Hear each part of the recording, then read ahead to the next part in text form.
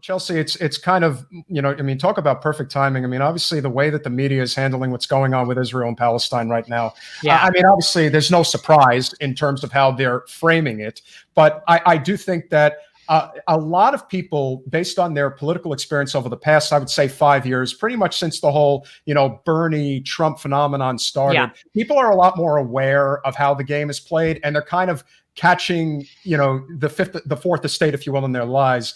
But they're not stopping. At least it doesn't appear that they're going to pretend like what's going on is not what is actually going on, which is, again, it's apartheid. It's pretty damn bad. And but they're going to continue to say, as the president has said, as Pelosi has said, that no, this is, the Israelis are being the ones persecuted, and the Palestinians are bad people, and it just sits like clockwork.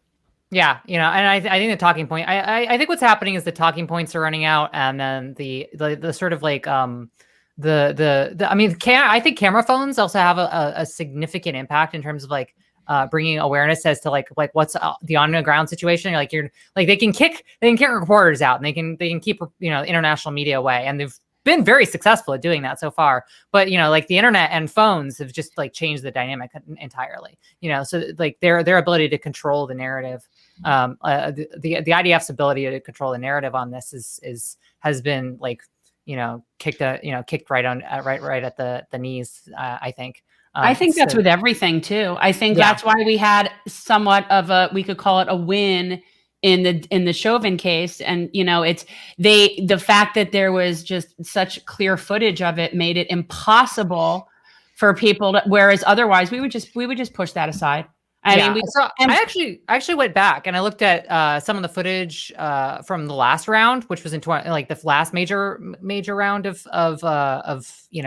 IDF attacks and particularly the Gaza Strip and I believe temporary occupation of some areas on the Gaza Strip. And the footage was like grainy. It was like a lot of people, like the most popular phone at the time was like the iPhone 1 and the iPhone 2, and still a lot of people having Motorola Razr V3s. So it's like grainy footage, like 240 pixels, terrible sound quality. And now now iPhone 10 and 11 are the most popular, and they shoot 1080p just fine, perfect. Like it's just so clear, and that's what you're getting.